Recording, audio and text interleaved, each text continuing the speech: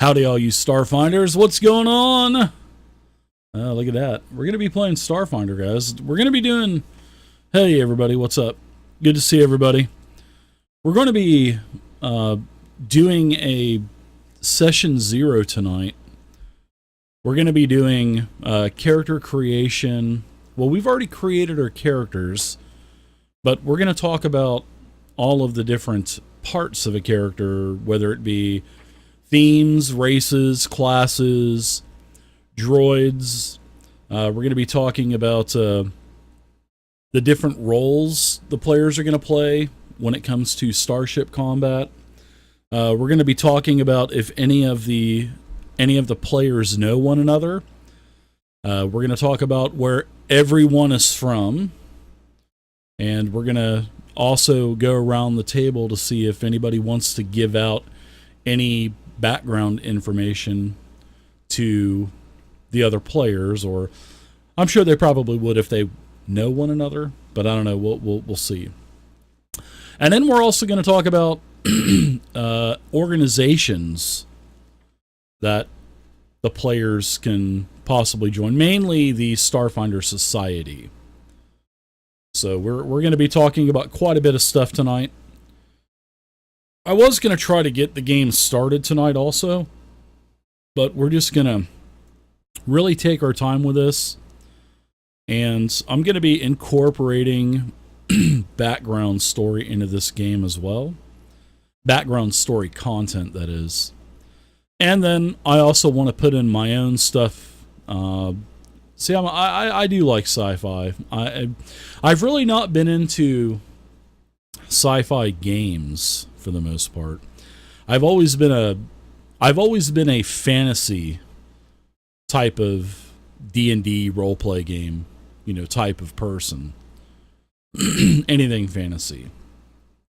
But I think it's going to be fun. In fact, I have been looking forward to, when I first, several years back, when I started dabbling my toes into Numenera, I was really starting to get into sci-fi. And I really like, I like Numenera. But it doesn't have all of the, it doesn't have everything that I'm looking for. It has very, very, very, even more abstract than Savage Worlds when it comes to like ships, vehicles, and stuff like that. That's not the case with Starfinder. Starfinder has a massive system that has to deal with starship creation, vehicle chases, combat, starship combat, all that. That's what I'm really looking for. Plus the way that character creation is amazing in Starfinder. And it's really nice in Numenera also. So yeah, we're gonna get going. So we've got 4 players tonight. We have Vey, we have Grugelkin, we also have Joe, Average Joe, and then Wormfood is going to be playing in the Starfinder game. So that has us at 4 people. We have a 5th person, but he's kind of gone MIA. So I don't know the status of... I am considering him part of the game still. But we'll see, because I haven't heard anything back. Neither has anybody else. So there is a chance that there might be a spot opening up for this Starfinder game. And if that's the case, then I will let everyone know as soon as possible. So, and it is a monthly patron pledge, because this is what I'm doing full time now. So I have to keep the lights on and keep food in your belly and keep electricity on and keep water flowing through the pipes. So if a spot does open up, I will let everybody know. But I'm sure it won't last long. So, all right, so we're going to get going. And I'm looking forward to playing Starfinder. If you guys haven't watched any of the any of the videos that I've made for Starfinder, check them out. I got a bunch more coming out tomorrow too. I'm going to try to have at least a video for Starfinder come out every day starting tomorrow. The hurricane has really thrown me for a loop.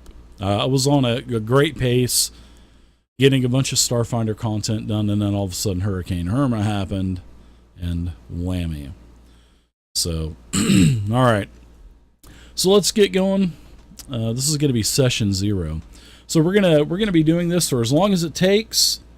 And like I said, I've already talked about what we're going to talk about, and we're just going to kind of go over each portion of a character. I'm not going to let one person just have 30 minutes talking about their character. We're going to break it up into different themes and the races and stuff, and, you know, why they took them, what they were liking about this race compared to the other races and stuff like that. So I think it's going to be a pretty cool thing to do. We did this for Titan's Grave, and I really thought that session 0 for Titan's Grave turned out really good. I think everybody enjoyed it. So, all right, everybody, thank you for hanging out. Follow the channel if you haven't followed it yet. What are you waiting for? Hello, Starfinders. Ooh. Hello, Space Starfinders. Everything has space before the word, right? Yep. Space, yeah.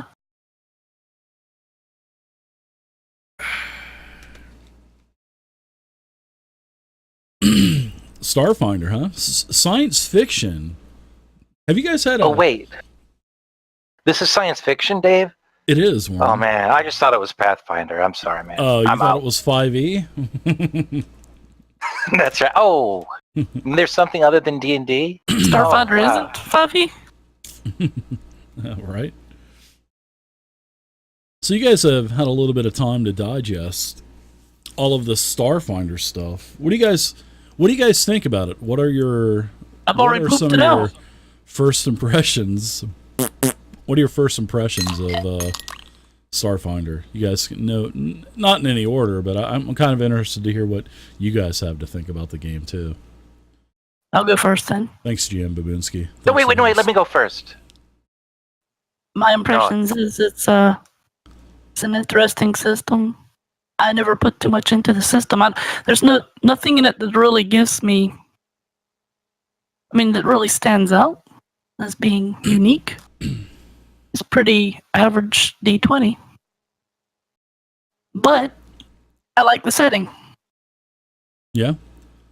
And I like it that Paizo's doing it, because Paizo usually doesn't do things, they don't do things half-ass. I mean, look at all of the content that's came out for Pathfinder. I mean, that is a beautiful game. Galarion, all of the different regional settings, and if Starfinder gets a quarter of the support or half the support as what Pathfinder gets, I think it's going to be a beautiful game, and I just can't wait. I'm looking forward to it, and I'm glad I'm getting into it now at the very beginning, so I don't have to go back and buy everything at once. That's what I'm glad about. I was also going to say that I like classes, and the class abilities are pretty cool. Yeah. All right, and now the next person can go. I guess I'll go second, but you took everything I was going to say. No, I'm just joking. I read your mind and stole it. Actually, I think it's really cool, Dave. I love the story, the way that they kind of weaved in the whole Pathfinder setting to this by making that planet disappear. So I think that's really awesome. Yep.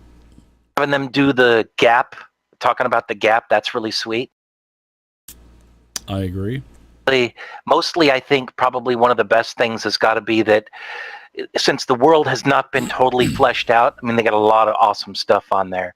But since the world hasn't been totally fleshed out yet, there's a little freedom to do stuff. When I play Pathfinder, it's like if I decide to, do something that's not exactly in 45 Pathfinder books or something, then sometimes people get a little bonkers. But, now there's a little bit of flexibility to do some really cool things. So I enjoy that too.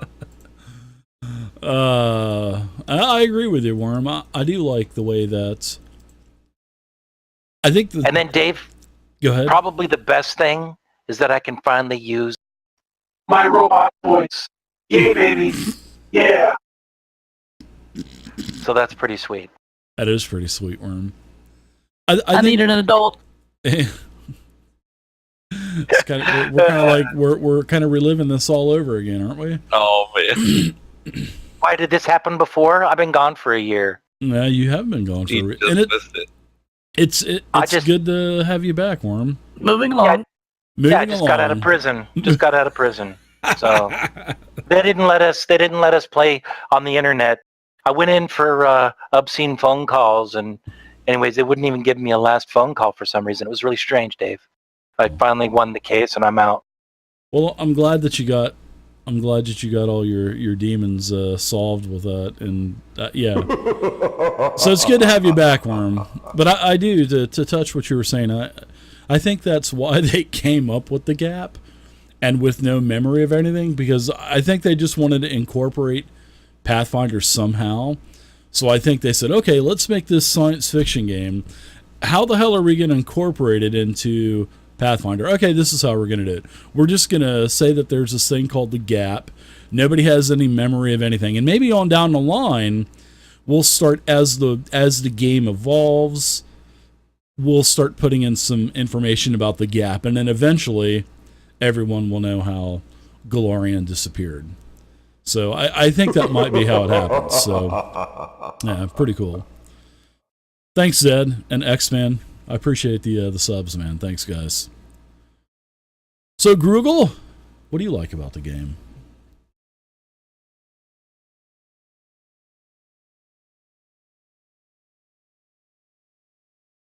Hello? I don't know. I guess I like the sci-fi setting of it. Grugel's getting on a jet plane right now, Dave. You might have to give him a break. That's what I was thinking. I'm like, man, you need to put that cell phone in like airplane mode or something. That's right. Don't make him do that soon enough. Yeah, I did that. I put my phone in airplane mode, but I threw it out the window. The freaking thing still bounced across the ground. How did that airplane mode even work? Dun, dun, dun. I'm still waiting for that robot voice again. I figured we would have heard it about 50 times already. Joe, what about you? Google says that's a Roomba. I see he has like a real robot in his house. Yeah, it's real 404 over there. Snap. No, I'm pretty pumped about the sci-fi setting, and I'm kicking it old school in the sci-fi setting, using a space pike to start. So, oh my God, those are one of the most dangerous space fish. Yep. You're actually going one of the two classes that I really have enjoyed reading about in Starfinder is I definitely want to play a soldier, which is what you're playing, and I also would like to try a mystic. So, but the soldier, man, just looks unbelievable. How you can modify your armor, modify your weapon with all of these tricks. You got your own special combat feats that nobody else can choose. Man, that's really nice. I think the soldiers are going to be badass, and plus you're going to be able to get more than 2 attacks a round too, because of the full action. I think that's really 3, cool. or maybe even 4, right? I think you might go. There's a lot of versatility. Depends on what you pick. I mean, there's so much you can do. Yeah. For me, Dave, I couldn't do it because I'm a robot that has wheels, so I couldn't have any combat feats. Huh? Huh? No trip maneuver. Never mind. Oh boy. It's the roll over your toes maneuver. It is good to have you back though, Worm. I've missed all of the puns. For now. For the first week. they will get old quickly. Shit, you unbanding me. All right. You said this time it's going to be a year. So you guys have already made your character sheets. We've done the point by system. You guys have already chosen everything that you want. Now, we're going to kind of go around. We're going to start with the themes first. And I like the themes. They remind me of D&D 5e backgrounds. But there's a little bit, and of course you also got skill bonuses and stuff with the 5e backgrounds. But I like in Starfinder how it actually gives you like an ability score bonus. Not much, it's only one. It's not like it's groundbreaking, it's not game breaking. It's like a little perk. And I also like the 4 different features that you're going to get with your themes at 1, 6, 12, and 18. So we'll kind of go around. You guys can just kind of introduce your character name, and let's just go with theme. I don't want to know any races right now or nothing. I just want to know your theme and why you chose the theme. So, Zovia? Okay. My character's name is Trinkets, and I chose the Outlaw theme. Mainly because my character just makes her own path. Well, I mean, she's not completely lawless, but just obeys the laws that she thinks is right. All right. What about you, Worm? Icon. I thought I would go with Icon theme because it's I want to be semi-famous. Life, Dave. I hear you. Well, so what type of icon are you? Are you a performer, or are you a scientist? Yeah. Or? Set up, Dave, because my icon is I am a YouTube streamer, and the U in YouTube is universe. So I stream my life on the global net across the universe for people to for people to intercept. So, you know, the more I push out and the more I do interesting things or do crazy things. So you're kind of going the Truman Show route, huh? I am. I'm broadcasting my life. Nice. On Uverse, huh? Yeah, it's like YouTube, Dave, but it's much better. Grugel, what about you, man?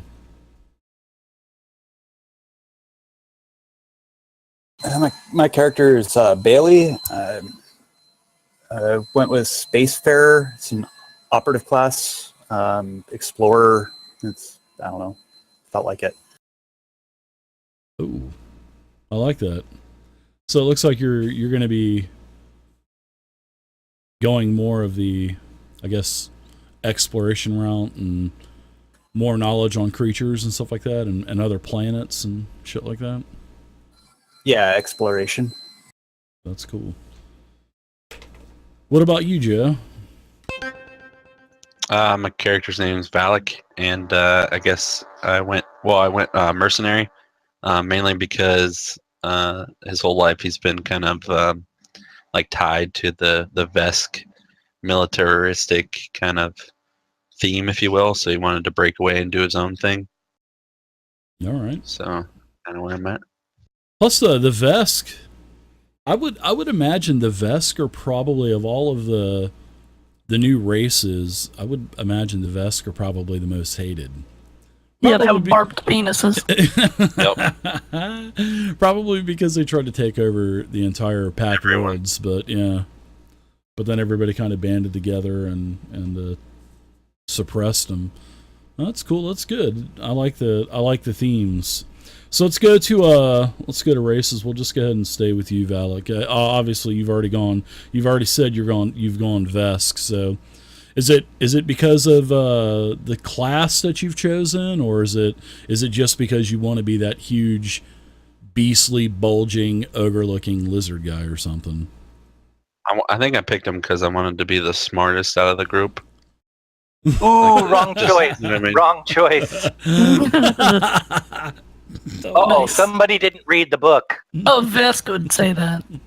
Yeah, pretty much. Yeah. No, I like that. I just wanted to be that giant meat shield. You know what I mean? I usually play like the glass cannons, but I wanted to play like the big hulking meat shield that may not have the best smarts, if you will. Just think though, man. Just think about being in that Jarl suit. Did you see that Jarl suit in the equipment section? That full mechanized suit? Oh man, that would be so awesome, wouldn't it? Mm-hmm. And that was, that's another thing that I liked about the difference between a traditional D20 game and Starfinder was the minimum amount of attacks, but how all of the weapons are like level ranged based, and the higher the weapon, the more damage it does. And then I like the effects from like critical hits and stuff. And I like that there's no more confirmation on crits. So that's pretty nice.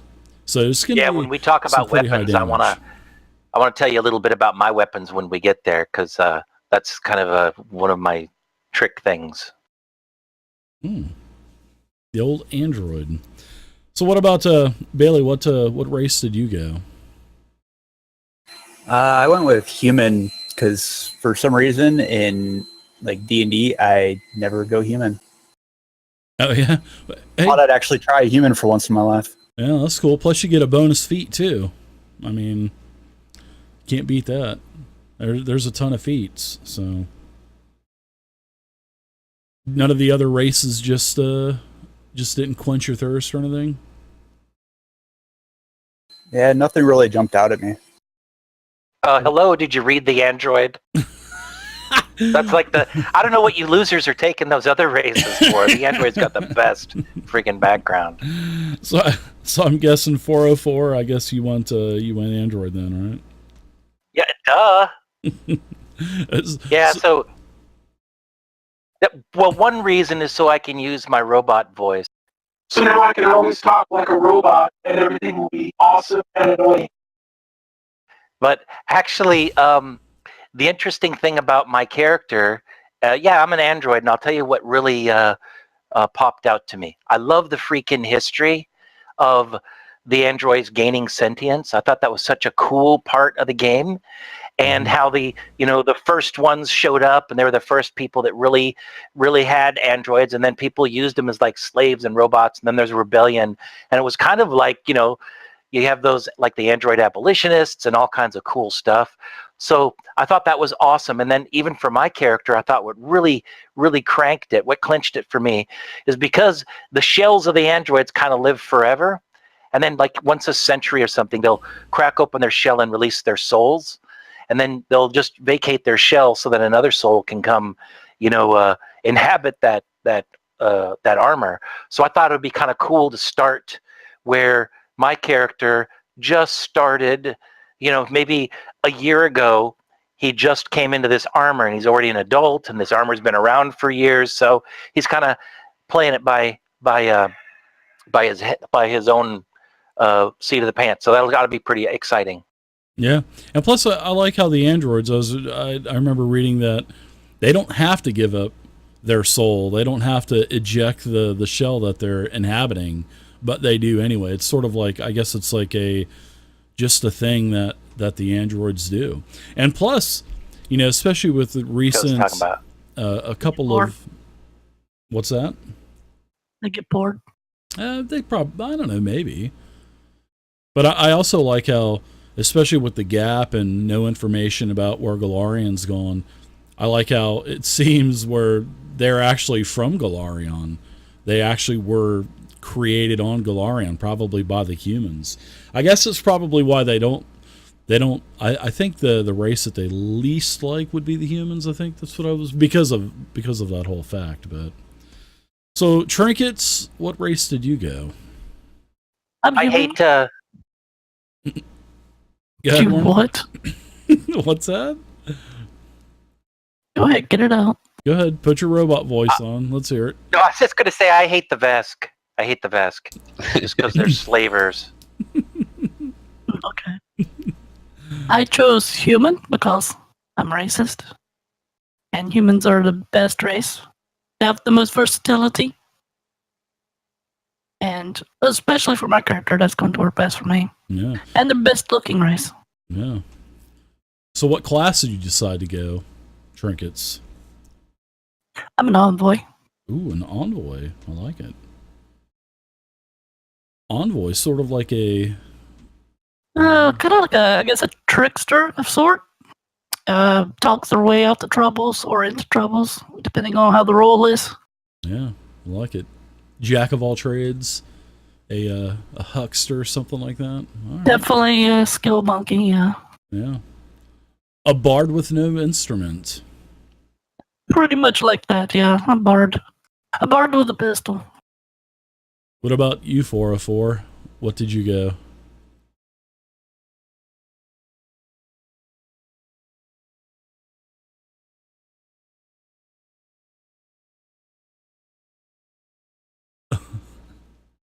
What about you, Bailey? We'll come back to 404. I think he might have slipped away. He's probably in the pooper.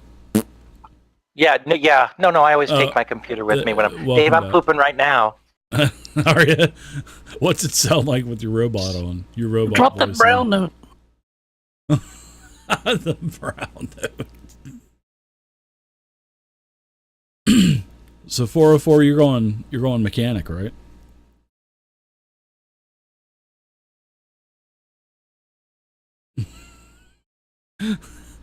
My robot buddy is a drone, and basically, since I'm kind of like a YouTuber, by the way, my robot drone's name is Kevin, and it's K-Van, but we call him Kevin. And basically, he's like a hover drone. That's his, and he hurtles around. He looks like a giant eye, and he basically videotapes stuff. And then I'm linked to him mentally, and then I upload that to the web. So he scoots around, but he does have the ability to he has a feat to be able to disarm somebody by crashing into them to try to disarm them if I ever get to that. But mostly he just trucks around and tries to get my good side. So that's cool. So he's basically like your cameraman, your entourage, and your producer all in one, right?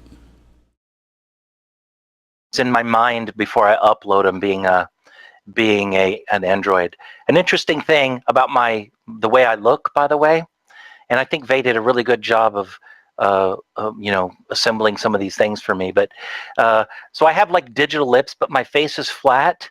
And then what I do is I do emoticons on my face.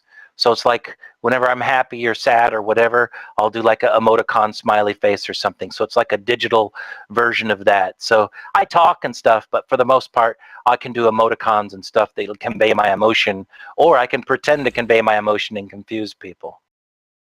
Or you could just put on a sad face as you take a critical laser cannon blast to the face. Yeah, you go that's unconscious. exactly what's going to happen, I know. But yeah, gosh. mechanics where I go, and then I have a skill in, we'll talk skills afterwards, but yeah, the mechanic is the way I wanted to go. It's pretty sweet. Yeah, I like it. And plus, how did you like the creation of your, because it's not like you just say, I want to choose this droid or this robot. I like how you choose your frame. Oh, it was awesome. You have the feats, you have all of the upgrades. I mean, it's very I felt like complex. I felt like if there was more than one mechanic in the party and they both took droid, you can do them totally different. One could be crawling around. Mine, I wanted to match kind of what my backstory is, but. So it was kind of specifically around cameras and stuff. But wow, there's a lot of really, really awesome things on there that I thought would be really, really cool to take. So I feel like it would be a good, kind of like a pet class, right? Where you could have your own pet that would just go out and attack for you and stuff if you wanted to make your own tank. Yeah. You can make, there's 3 different types of droids you can do. You could do a battle type of droid. You could do a hovercraft type, or you could kind of do something in between. And you can put all kinds of different arms on them that hold different weapons. I mean, it's crazy what you can do with those things. Yeah, I like it. There was a lot to the building, and Starship stuff goes by pretty much the same type of format. But we'll get into that here in a little bit. So, Bailey, what did you go with your human spacefarer? What class did you choose? I went with operative. Ooh, going with the sneaky sneak type. Yeah, the operative is like equivalent to like a rogue type. And kind of rogue ranger type. I like it.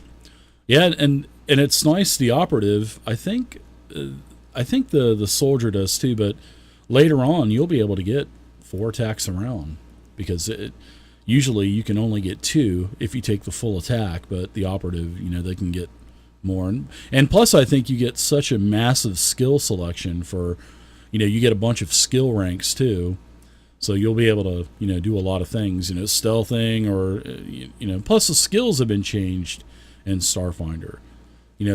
I think there were 44, 45 skills in Pathfinder, and they've been narrowed down. I think there's 19 now in Starfinder.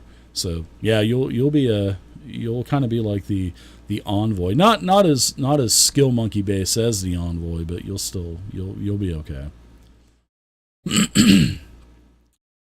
So what about the Vesk? You've gone soldier, right? Right, Google? Yep. Right on. You said you got a you're going old school, you're going Lance off the bat? Is that what you said you're going? Yeah, I'm gonna be going melee. I have a pike right now. Nice. Nice.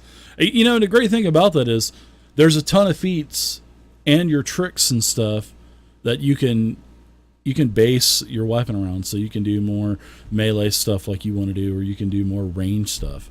But it's not like you're not going to be proficient in all that stuff anyway. You can use anything, which is great. I can't wait to see how you're going to set up all your feats and stuff. It's going to get crazy. Yeah, it's gonna get pretty fun. So, seeing that we're still with you, you want to tell us a little bit more about what your character is going to be about, like the skills that you the skills that you chose, how you want to plan for him for the future with, feats down the line and all of your other, armor tricks and your weapon tricks and stuff like that. Because there's a lot of customization.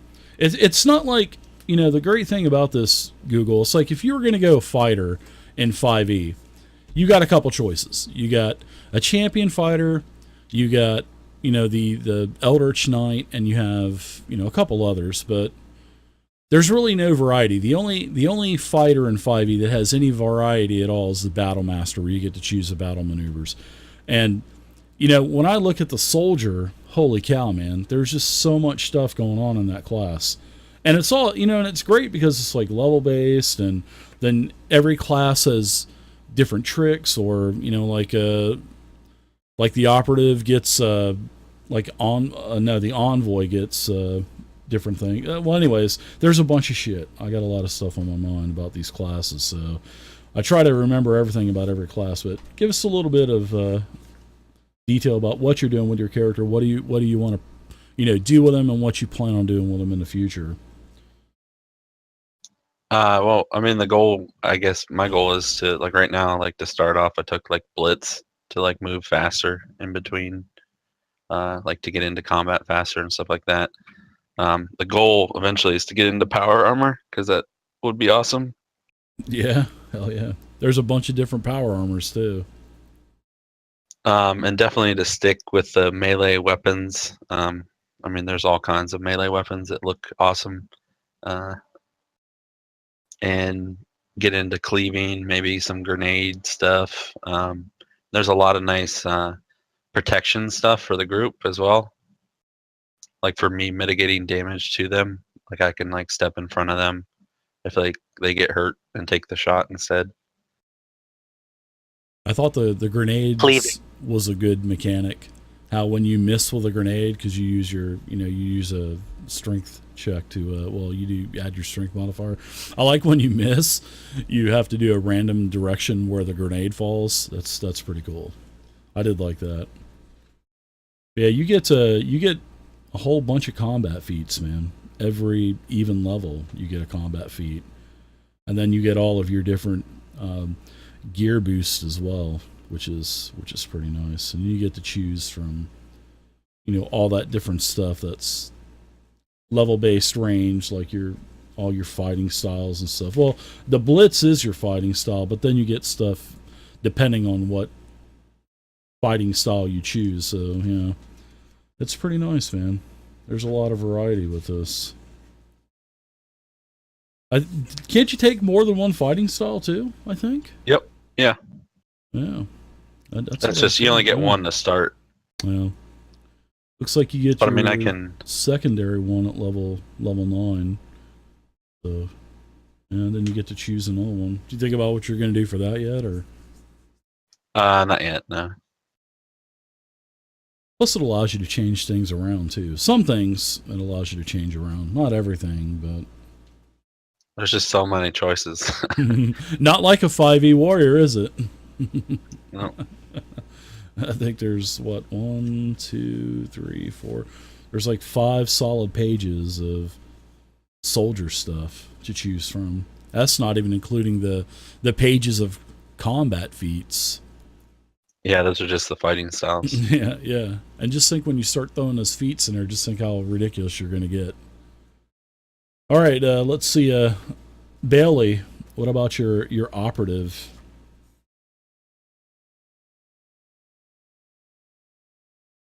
Sorry, I was looking at feats. What was the No, actual question? No, I was just going to say about your operative. You know, what are you doing with your operative now, and you know, what are your intentions with the operative? What do you plan on doing in the future with your operative? You know, basically to kind of get a feel of how Bailey's going to kind of unfold for us. Because you get quite a bit of stuff too. I mean, you have you get let's see, you get your tricks. Yeah, you get let's see, operative exploits. You get a bunch of those, and then you also get your trick attacks too, which are pretty nice. I think trick attack is sort of like, I kind of see that as maybe like somewhat of a sneak attack.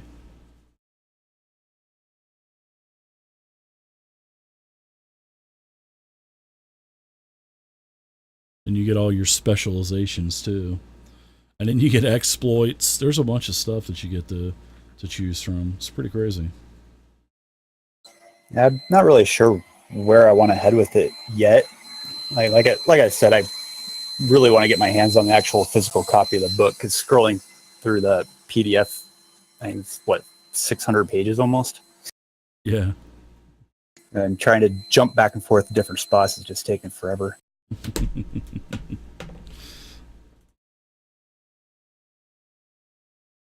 What about Stupid you, technology. 404, your mechanic?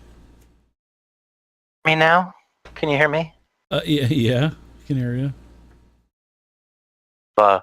Computer malfunctions, but I'll get it taken care of. Pretty sweetness, a lot of stuff to take, but I figured there's going to be another mechanic in the group, I think, when I was talking to Fargus. So what I thought I would do is I took the basic stuff from a mechanic perspective that lets me, work with trained computers and, hack things. But then I also focused on doing something called Barricade with my engineering abilities, which is kind of sweet. It lets me assemble like a block, or like throw crates together and stuff, so for a little while it can keep away fire. So I think that was kind of a cool way to go. And then the feat that I took for my drone was more that he can kind of help to disarm by smashing into people, so he can kind of disarm them. Because one of the interesting things that I want to try to do, I also took some medicine. And then I bought a lot of med packs, because I figure I'll help to do some healing, because I don't really know how well healing's going to work in the game yet, because I'm still getting my mind around the whole hit point system with stamina and stuff, and about being able to recover all that. Because I took a lot of healing things, and I'm going to try to be non-lethal. So I've got a needle gun. I took small arms, so I have a needle gun that I can shoot injection stuff with, so maybe I can cure people or knock people out. And then I took the basically the non-lethal shock gun that will like stun somebody for a couple of rounds.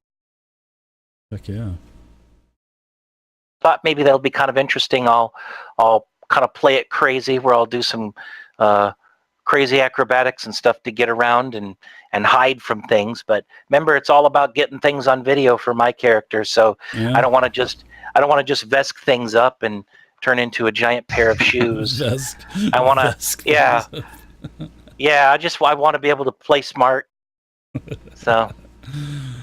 Yeah, you got a bunch of mechanical tricks too that you can take, and they're all level based. You get those starting at level 2. Oh yeah, There's a bunch of different tricks. Yeah, and building forward is looking really cool. I mean, a lot of stuff around hacking, which I love, but one of the other things that I really love about this game, as I read through it, is that I'm like, you can you can get on a ship and you can go to a different starship, and every starship could be different. It's almost like they're different dungeons with different levels of creatures, and I just think that is just so cool, kind of like a common fiber between all of the different in the entire universe, which I'm excited to see our first module, and then from there I'll decide how I want to build things out. Hacking involved, and I might want to focus that, or maybe I just want to focus on medicine because that Veska's going to get his butt kicked. I'm going to have to keep him alive probably. The Exo Cortex, that seemed a little interesting, where it kind of substitutes the robot, right? I think it would have substituted the robot. It's like a mini brain, and I think Fargus, that's what he said he wanted to take, and he wanted to put it in his rat tail. Yeah, that's right. Yeah, that did seem pretty cool. And then you get that's where the rat's brains are. And then I think you also don't you get a tool that you get to carry around as well, sort of like an iPad or something like that? If I'm not mistaken. iPad. That's rig? Copyrighted. Isn't it called your rig or something like that? Yeah, it's the rig, and it's built into my armor. So because I'm an android, it's built into my hand. So it's basically the way I control, because I can control my robot manually if need be, but he basically does what I need to do when I tell him to do things, And then it's also it also lets me. It's like a set of tools and stuff. But I built it into my, because you have the option to do that. I built it into my. That's right. I built it in my armor so then it would be easy for me to go forward and do things. But I want to throw one more thing out there that I think is really cool about this game. And one of the things I thought was neat is that you can create your own character by grabbing a lot of the monster classes. And supposedly all of them are playable, but I did see one online that was a giant whale that was the size of a planet. So that would be probably a hard one. That would be a pretty hard one too. Well, there's the first RPG book that came out for Starfinder was called First Contact, and it had several of the races in there, the aliens in there that you could play, because they want Starfinder to be like a melting pot of alien races you can play. So I don't think every single monster is going to be playable. But especially when the Alien Archive comes out next month, there's going to be a ton more different aliens that are going to be options for you to play. But that's going to be a great thing about the amount of races. Hey, humans, I mean, if you're going from a feat standpoint, feats are pretty strong. So, and plus, humans get a couple other things too. So, and plus, you get one extra feat at start. Yeah. That's pretty much it. Oh, plus one extra skills, right? skill. Yeah. I think they get one skill rank every level or something like that. It's not bad. Yeah, one skill rank.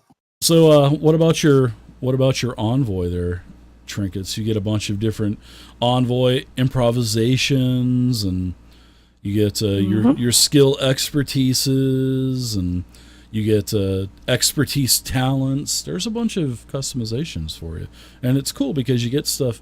Not only you, but every single class. You get things every single level, whether it be a class feature or one of the features from whichever theme you chose. It's pretty solid. Yeah. For my class, though, I'm going to play, I guess, pretty much the core of the class is talking its way out the things. Instead of singing like a bard, it does a lot of yapping. Always talking. A lot of back room type stuff, back alley, fencing, getting more information from things, probably something that would overlap with the operative as well. I do get the expertise, which basically lets me choose ever so many levels to add a 1d6 to my skill rolls for a particular skill. That's pretty nice. Yeah. I do get the improvisations. Those are basically ways that for combat, it lets me trick the enemy, distract them, so that I get better advantage on attacks. I could also demoralize the enemy, making them not to want to fight so much. And all this, of course, by talking to them and not singing. You can also. I thought you were going to sing for us. We're not doing singing. Hey, maybe that's why I'm finally playing a bard. Because there's no singing. There's no singing in this one. So, but I can give my gang a nice speech and bolster their resolve, giving them back stamina points as well. Yeah. Making them do better in their skill checks. The class is also a skill monkey, so get tons and tons of skill points to spend every level. Yeah. I think they have the biggest selection of them, too. Yeah, it's the same with the operative. I think it's the exact same number. But your race and your intelligence modifier affect that as well.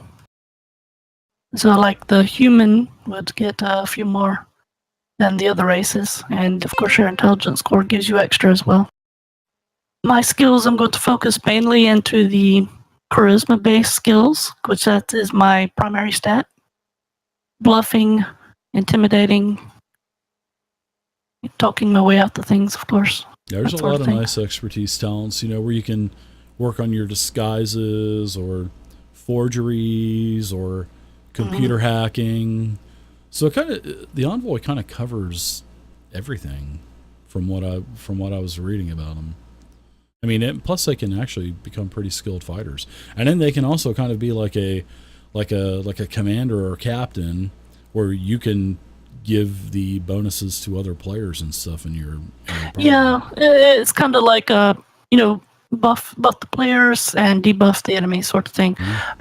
I'm going to and you can, depending on how you want to do your feats, you can move into combat, but you're not going to get it from the class straight up.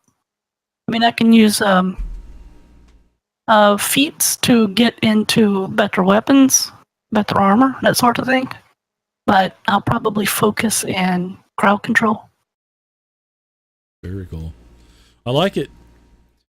So we'll kind of move on, since you guys have kind of talked about your characters and whatnot. You know that Starship Combat is pretty big in Starfinder. There's a huge chapter on building a spaceship. You can build your own spaceship. You get your frame. It depends on the challenge rating level of the group of players. And as you gain experience, you gain levels, your ship gains points as well. And then you can upgrade your ship. You can do all kinds of things with it. And like I said, you could just take, there's about 20 different frames, 25 frames. And then there's 50 different weapons you can buy. There's 20 different cores you can buy. There's all kinds of optional stuff like shields and, anti-hacking software where other ships can't tap into your security systems. You can put hangars on your ship. You can have little escape pods. You can do all kinds of stuff. And another great thing about space combat is every player gets to take an action every round. And you know how Star Combat, it has 3 rounds to it, and the great thing is, what I really like was, like I said, everybody's involved. So you guys are going to need to think about this as well. You can only have one captain. You can only have one pilot, but you can have as many engineers, science officers, and gunners that you want. So everybody will get to do their action. And if you haven't looked at Star Combat yet, the captain has a whole range of actions that they can do every round. And so does every role. So have you guys thought about what roles you want to fulfill while we're doing Star Combat? Because there's going to be a lot of times you guys are on ships. And there's going to be a lot of space combat. This is what Starfinder's about. They want Star Combat. They want they want you to have tractor beams and invade other ships and stuff. So have you guys thought about the roles you're going to perform? Oh, we did speak about it briefly. I think this was before Worm Food came around, though. And Probably the most important job needs to go to me. unless it gets contested, I'll probably go for captain. Only because that most of the skills that the envoy has kind of overlap with the captain skills. Yeah, and it's good for the captain to have skill ranks and everything anyway, because that will allow you to, in case the pilot goes down, you can perform that role, or if the gunner goes down, you can help perform that duty, or you can put an NPC in there too. But the NPC won't get any bonuses or anything like that. Yeah, and it's not written in stone. I mean, that's just what we had mulled across at first. But as we play, as we role play, someone else might take over. Yeah, and right. I'm speaking for Fargus a little bit. He was going to take the piloting skills. He's not here now though, so I don't know what's going to happen with that. Yeah. Yeah, I've got class bonuses to piloting as well. So okay, that's cool. Oh, that's good. So you were thinking about going and filling the pilot role then? That was the plan, but there's a couple other things I could do too. So well, that's cool. Yeah, that'd be good. I mean, being a spacefarer, I mean, it kind of only makes sense, to be honest. And having two mechanics is good for a ship. Yeah. I can load cargo. Take negative. Yeah, I can load cargo. Have you thought about what you were wanting to do? Maybe a gunner or something, Valak? I don't know. Baila could be the bouncer. If I can fit in the seat.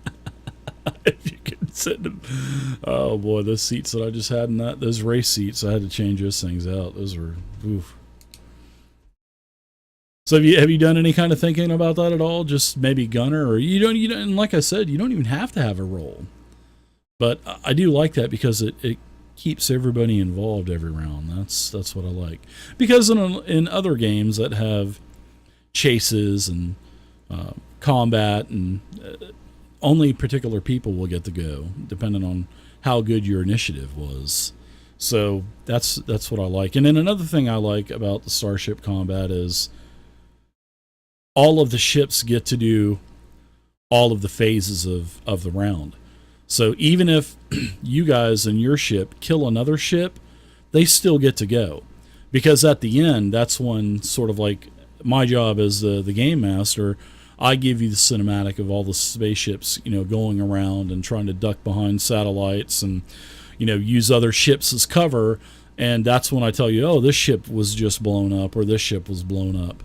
So I do like that. Everybody gets to take their turns, even if you know that you've just destroyed that ship, they still get to take theirs too, because it's all happening simultaneously, which is cool.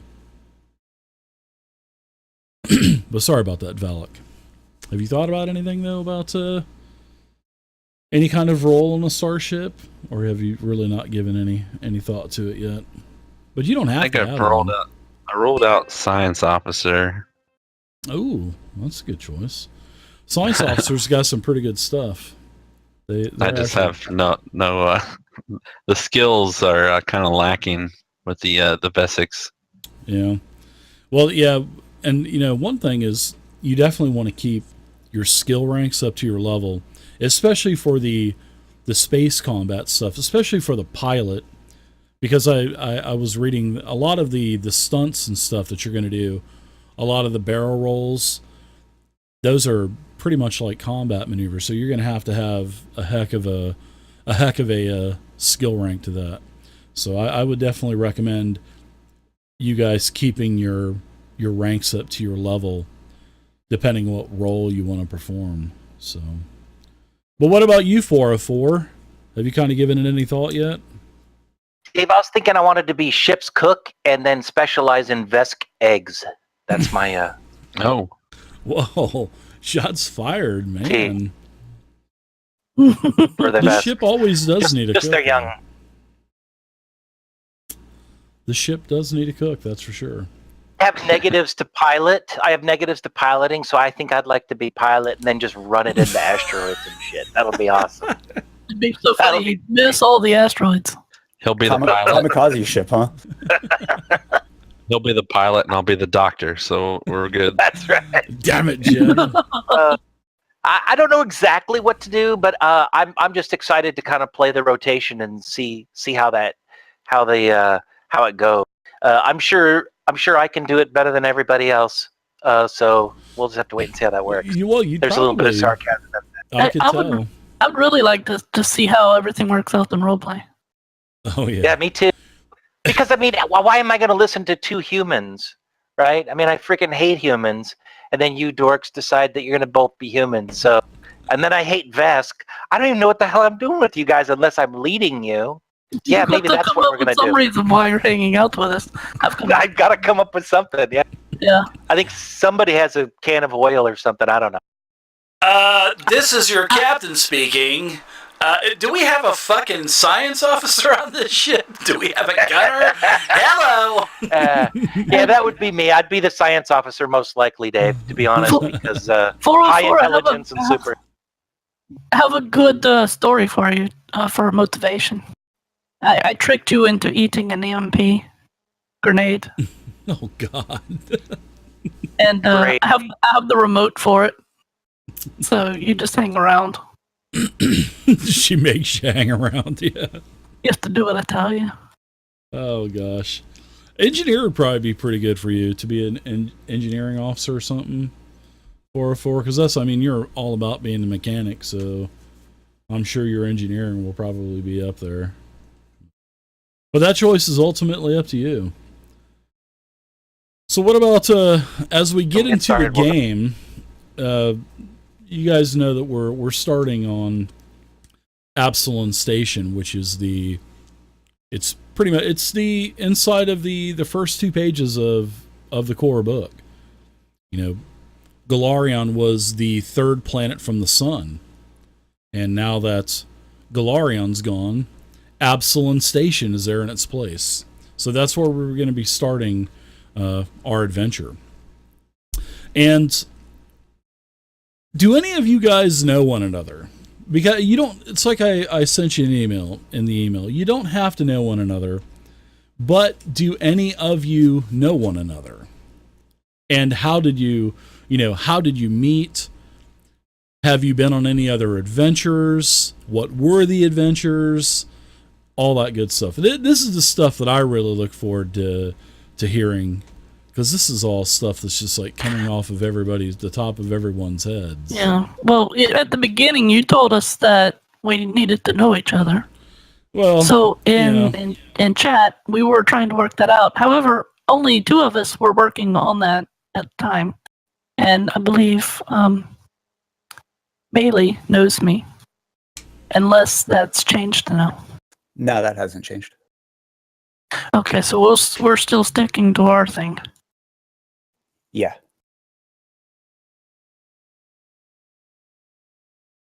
So I'll let you elaborate on that. okay, well then, so Dave, the only connections that we've worked out so far is between me and Bailey. So if you want to just like go through backgrounds or whatever, or however you want to do it, go ahead and take over. No, I'll let you guys. We'll get the backgrounds here in a little bit. But if that's cool, if that's just the only you two that know each other, that's fine. I'm good with that. So where's everybody from? Well, first off, how did you guys meet? I mean, can you talk about that, Bailey and Trinkets? I mean, how did you guys meet, and why are you guys hanging out? And Okay, well, I mean, I can start with my background and then how Bailey ties into that, and then if anyone wants to kick in and inject themselves into it, we can just go from that. sure, let's do it. Okay. I guess my character was the essential smuggler type, and I like it. going to a lot of seedy places in this galaxy or in the system. One place I got tricked and kidnapped, and was kind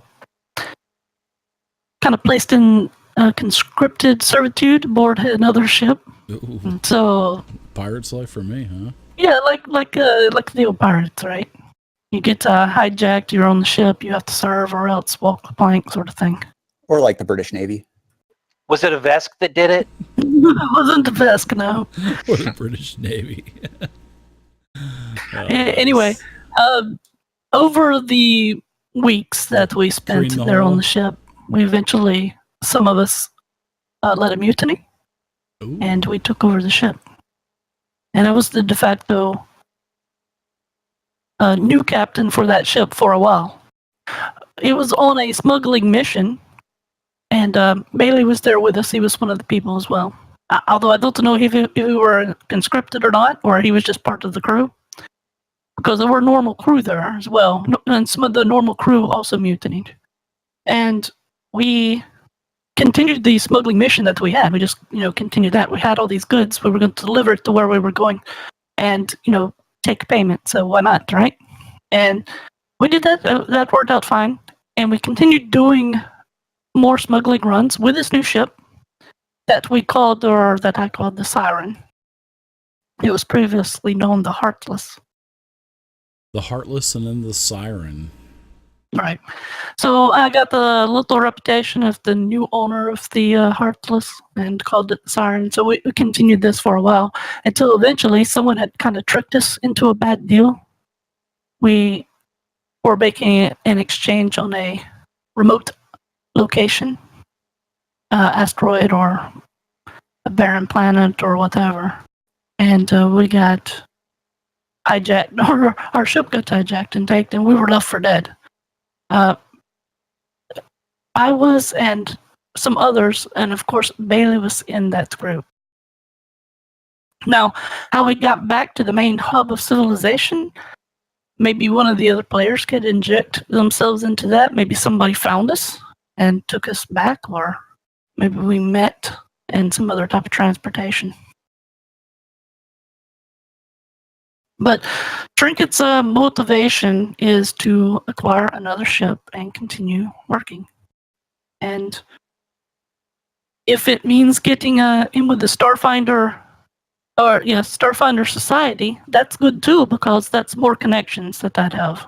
Yeah, the Starfinder Society is a huge network of connections, and plus they have a pretty massive and extensive fleet too. So that could be a good way for you to get your first ship back too.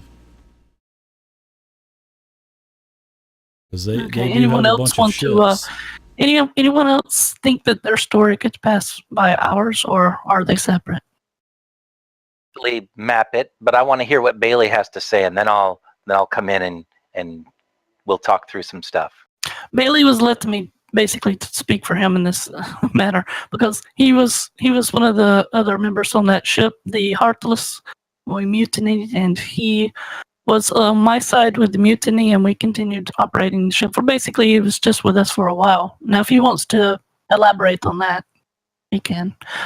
Especially maybe his background and how he got aboard the Heartless.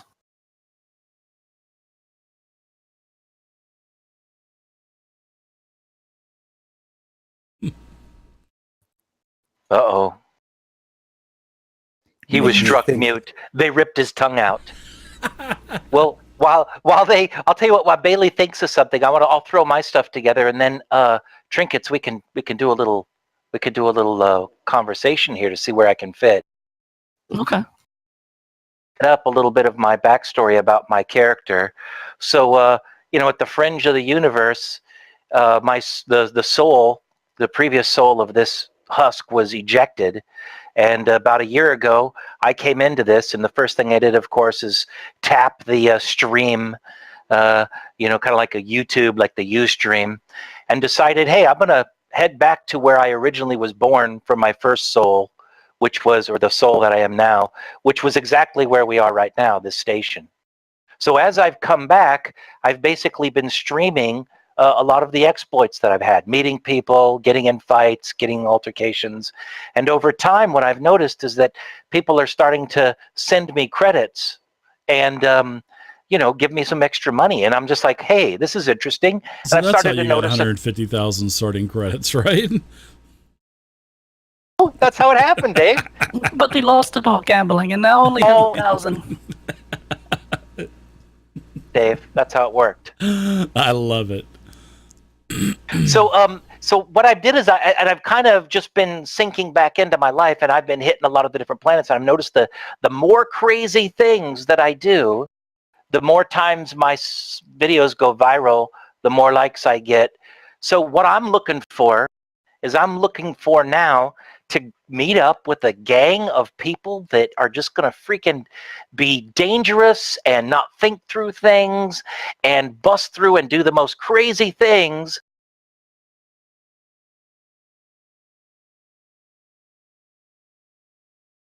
You cut out. Crickets. 404 error. 404 Oh, yeah. You have to hold the button down. Oh, I'm sorry. I was holding it down with my penis. I'll use my fingers. Yeah, whichever's bigger. Yeah. Well, hold on. Let me see. All right, I'm okay then. We're good. So that's basically. So I mean, obviously, as I come around Titan, I can easily pick up these guys. I mean, they need a leader, right? They're just two humans. Right. So I may just grab these guys and they can join the. Keep holding the thing down. His penis slipped off again. Oh, sorry, I'm using the pills wore off. Yeah, it feels wrong. Yeah, I'm sorry. I think I'm on this new computer and it's not very great. It's not very penis friendly. Penis No, keyboard yeah. friendly. The buttons stick. Yeah. Well, they do now. They do now anyway. Oh, God. So how did you find us on that planet? I mean, you just flying by and saw us, or? Well, I mean, I Saw you picked up. waving. Hey, we're over here. Oh. You know what? Worm, look at the computer and see if your light is showing green. And when you see that it's not green anymore, push harder. Push harder. Okay.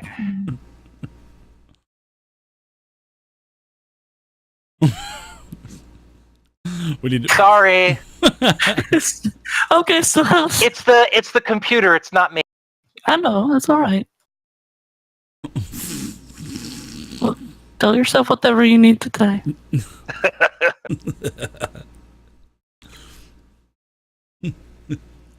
So how'd you find them, Worm? As I went by the planet, I picked up their distress beacon. Okay, all right. And thinking that it would be something that would be great as a video, I landed and then they were in a predicament.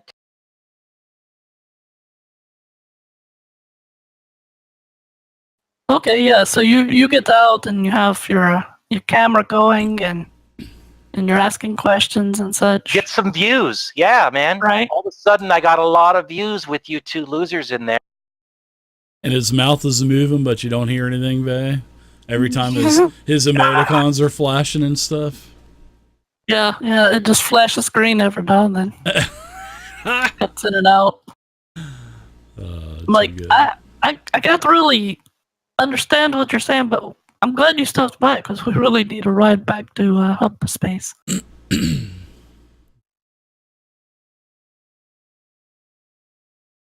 Valak, what about you? Do you know any of these party adventurers? Well, I guess these spacefarers. I don't think I'm going to know any of them yet because I think I'm going to be at the station. Right on. Yeah, because that's okay as well. So we'll get back that'd be into cool. we'll get into backgrounds and stuff a little bit more. Now, is there any background information that you guys want to share with everyone about your character, or do you want everything to kind of unfold as we play the game? I will go ahead and say that Bailey knows everything that I just said about the background because he was there, and he knows my motivations trying to get a new ship. Yeah. I could.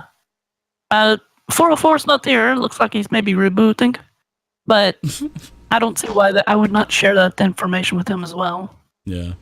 He probably coaxed it out of me trying to get some interesting dialogue for his video. Or maybe as a payment for a ride back to Absalom Station also. Right. One thing I won't share openly, of course, is maybe my illegal pursuits. I'm not going to share that openly. I don't blame you. I don't think someone in your position would anyway. No. So Always look the up and up, and that's good. Another good reason to join the Starfinder Society. If I've found a good chance to join that and kind of get my foot in the door, then I know that will open up a lot of more opportunities for me. oh yeah, you're gonna meet a lot Not of necessarily people too. to go legit, but to profit from. Yeah. Oh, and I'm sure you're not the only person that's thought about doing that either. Using another organization to your advantage. Welcome back there, Worm.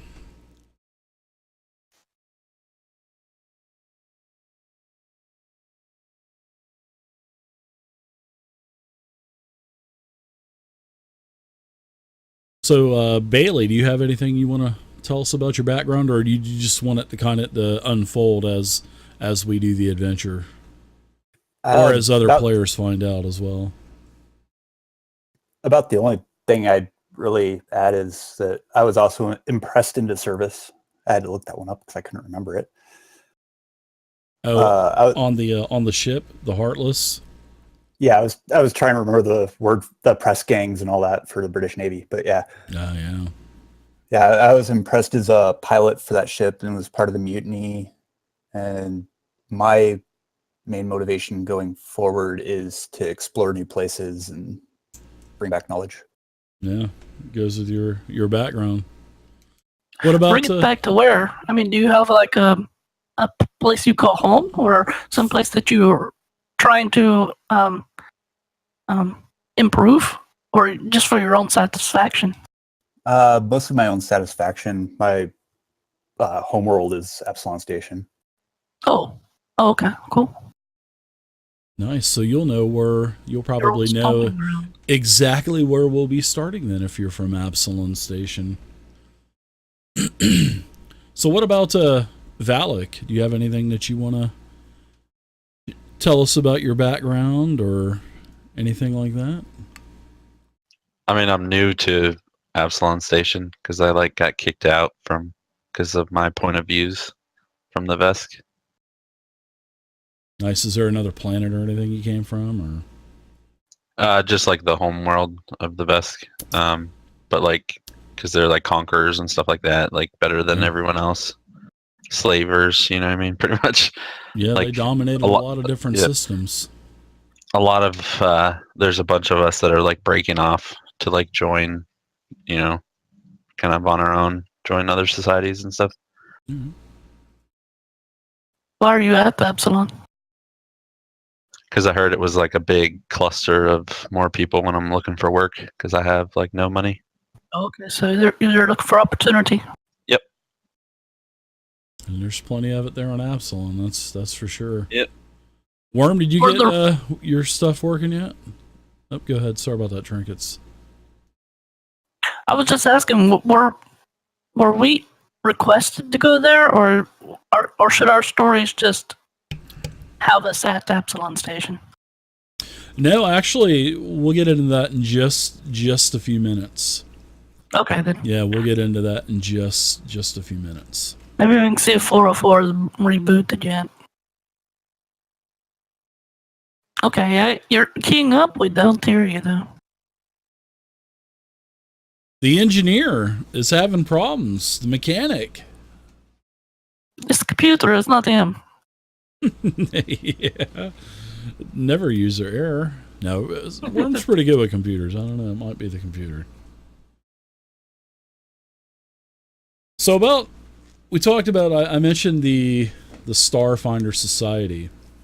Now, what do you guys think about the Starfinder Society coming from your character's point of view?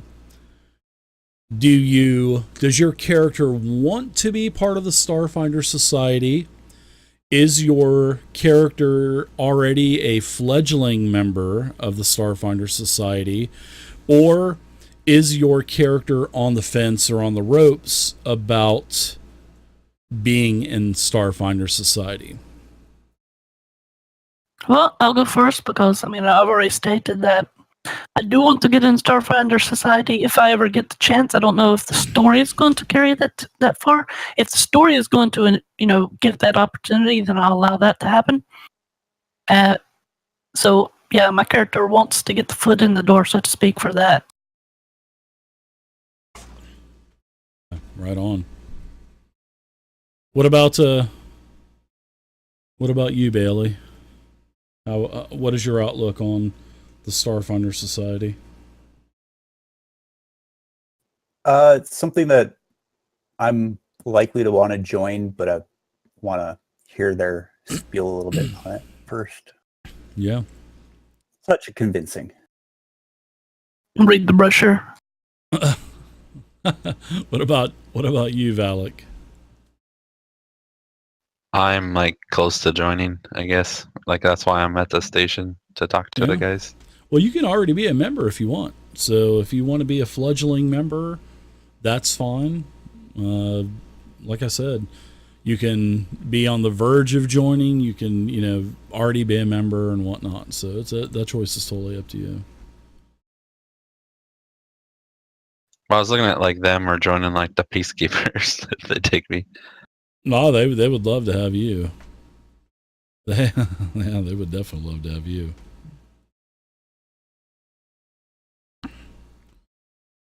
Tell me about these peacekeepers. Yeah.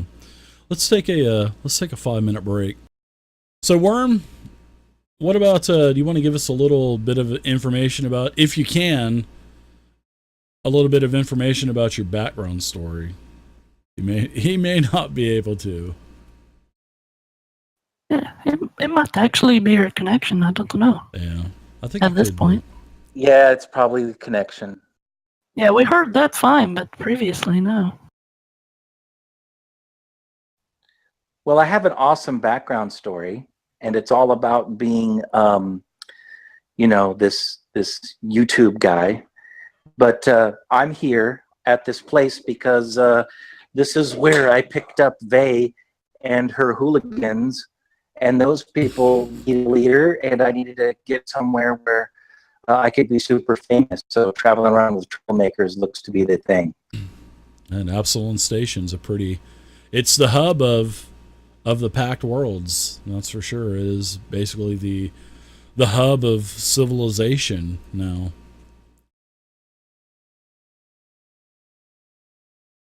So where we're going to start the adventure is on Absalom Station, like I was saying. And like I said, whether you're on the fence about joining Starfinder Society, if you're just kind of checking things out, if you're already a member, you are supposed to be meeting a dwarven Starfinder. He's basically a recruiter. And he's a dwarf. And his name is Durvar Creel. And you are supposed to be meeting him on Docking Bay 94. Now, you know where Docking Bay 94 is, Valak, seeing that you've been in Absalom Station for a while. I think, Bally, you said you were there too.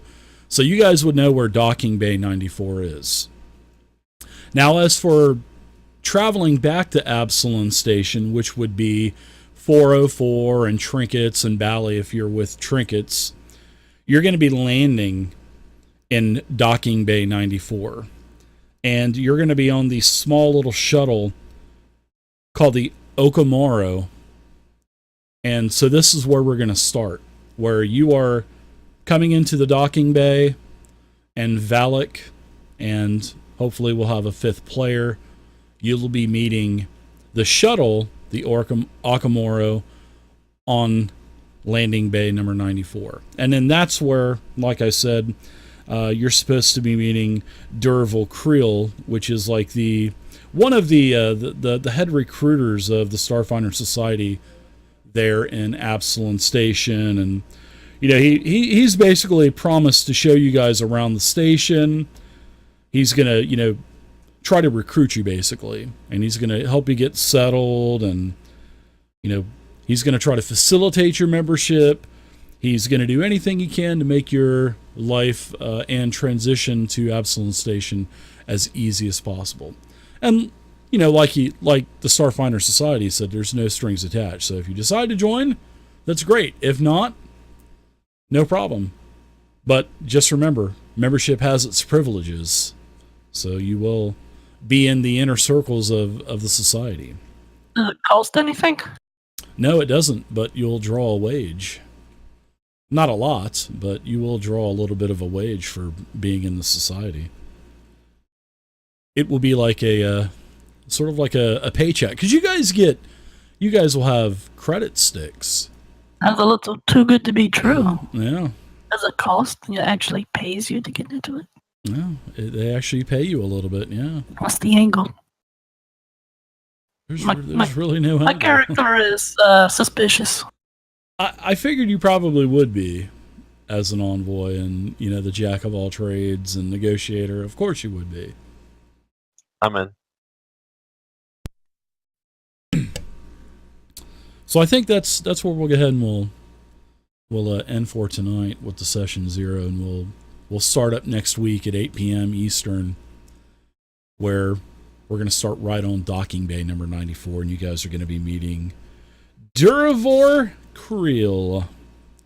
So, but yeah, we'll now he is part of the Starfinder Society and has requested us specifically. He's basically the recruiter, and every once in a while they have like a batch of possible recruits or new recruits. It's sort of like a get together. Yeah, exactly. It's sort of like it's an open invitation. Like a timeshare thing, isn't it? So he doesn't Is know. it like I brought a steak. I brought a souffle. It's a pop. Right. He doesn't know we specifically are coming. We're just kind of showing up. No, he knows that you all are specifically showing up. Oh, okay. So we put in an application at some point and was told to meet there. That is correct. Okay, that makes sense. That is correct. So I'm looking forward to it. I'm looking forward to starting next week. So I do have you guys have any questions about the rules of Starfinder or any of the mechanics? Yeah, how do you play it? Like that? Yeah, Dave, I haven't downloaded Starfinder game yet. I couldn't find it on Steam. Do we need the DLC? Yeah, I want to know how to do this. Are you using any mods?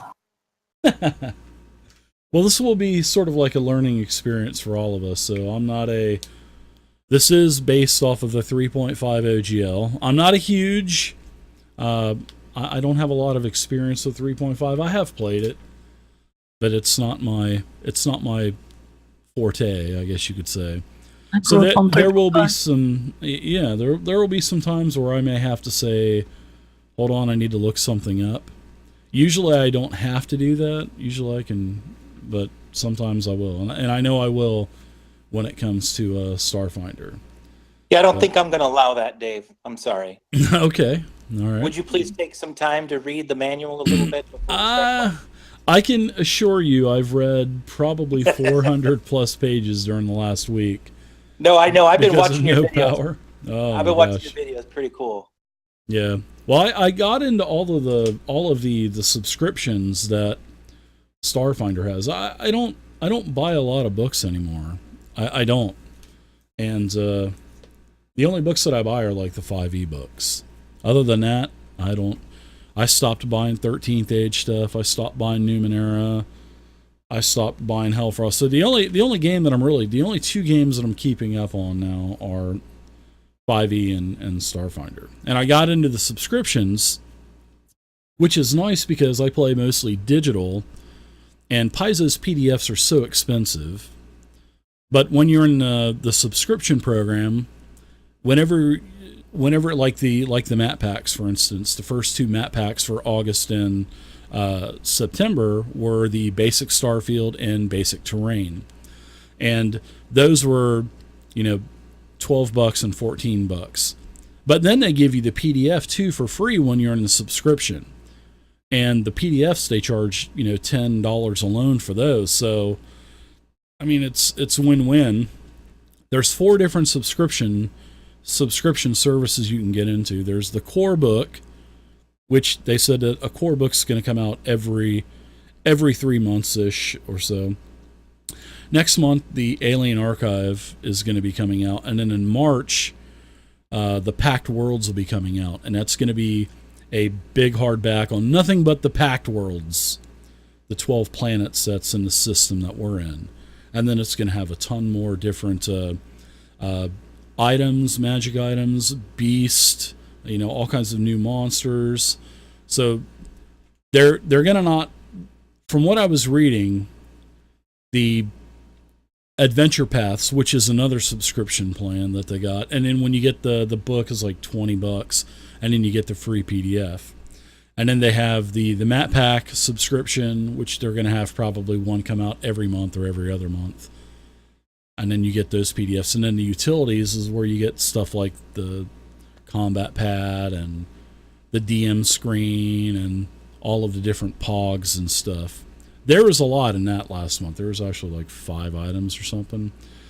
But when you have all 4 subscriptions, they give you a 15% discount for all 4 of the subscriptions, and then they throw in Starfinder Society for free.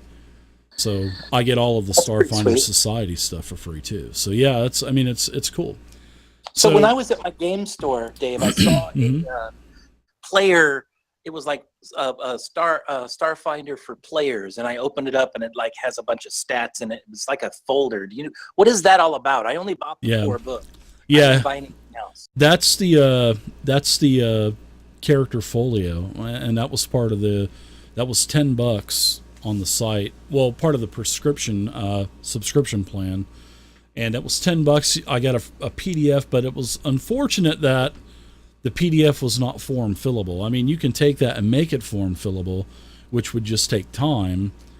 But right now, I just don't have the time to do that. But the folio is really nice because it's like a 16-page character sheet worm. And it has a lot of the rules, like the actions, the move actions, and it has a bunch of the different like skill checks on what the skills can do and stuff like that. And it's sort of like a little mini DM screen for players, actually.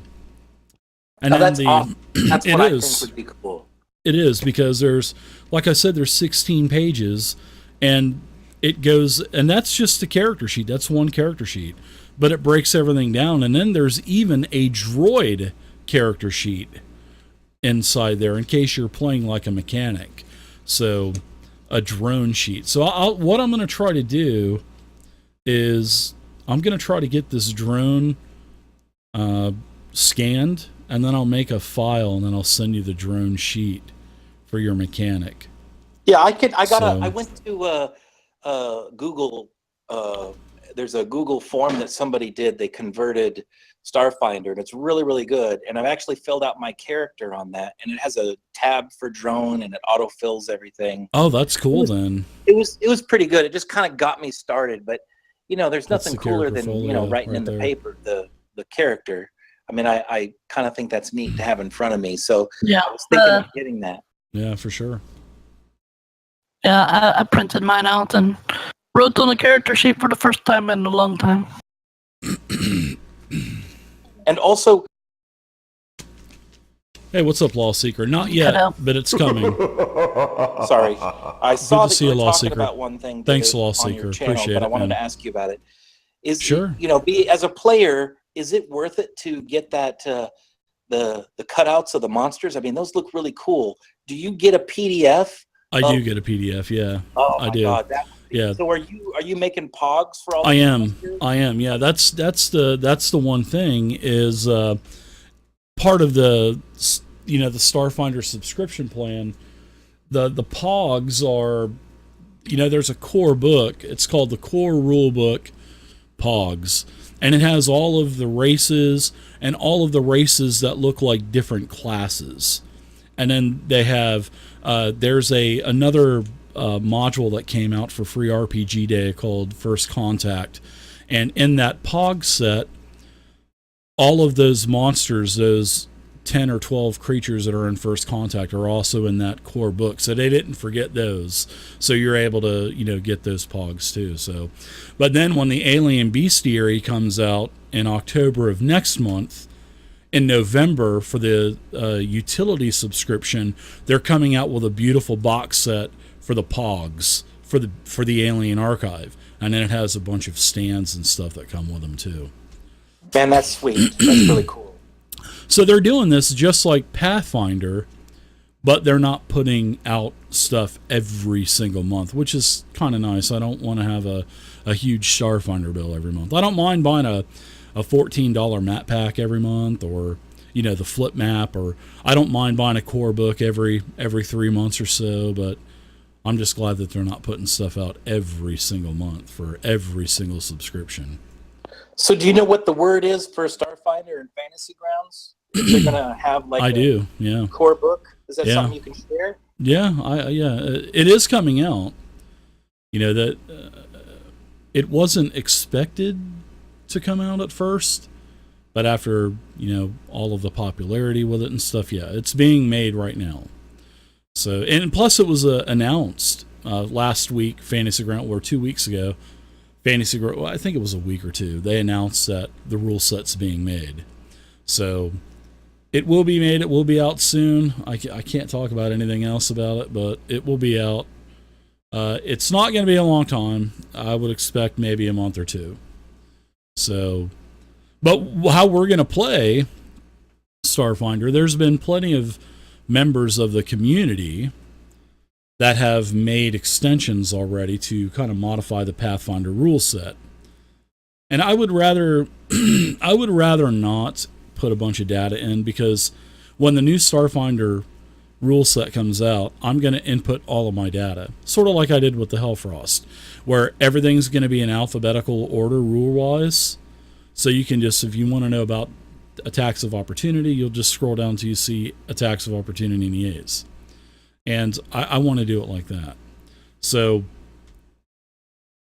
it will be out, but we're just going to play with, we're going to play with our character sheets. So I'm not going to have a copy of them. You guys will have them on your end. And we're just going to use the chat and the modifier box to put our modifier in there. And then we'll just do it old school style and say it's a hit or if it's a miss. But whenever the rule set comes out, of course we're going full automation, because there will be vehicle sheets in it. There will be spaceship sheets and everything else. So, and that's another thing is, having your starship is sort of like a mini game in itself, because you're always going to get to modify your ship and upgrade it and stuff like that, as long as the frame can handle it. You know what I mean? Yeah, I can't wait to pilot my starship with my crew of Faye and her characters. Ooh, I like that. Your crew? Uh-oh. Yeah, they're going to be my crew. Because there's no other reason that my character would be hanging around with a bunch of loser humans unless they serve me. Yes, it is. I'm sure we'll get into that once the Starship game starts. Combat is a thing. It is a massive, kidding, massive thing, and you create I'm all your own about the role playing. ships. Let's do it. Yeah, and equipment's great too. There's no more of those big encumbrance numbers, and I know we've all talked about that. Having a dwarf with like a 400 encumbrance, or it's all bulk now. You get to carry amount of bulk half your strength score. So, and then you have to, armor's worth bulk, weapons are worth bulk, and then a lot of mundane things are worth light bulk. And it takes 10 light bulk items to equal 1 bulk. So you can always carry 9 light bulk items and it not weigh anything. It has to be 10 light bulk items to be 1 bulk. So it's pretty cool. I do like that new encumbrance system. I like the way that I also like the way that all of the weapons and armor can be modified if it has modification slots. There's pages of modifications for weapons, and I like the augmentation. That augmentation looks really cool too, because I feel like it lets you take your character, you can be a soldier, and then all of a sudden you can, augment to get big boobs or something. I don't know. You can. Big jubblies that have lasers on the end of them. I don't care. Yeah. We call them jub jub. Yeah, jubs. Yeah, from Awesome Powers. Yeah. But there is something kind of interesting that I was curious about with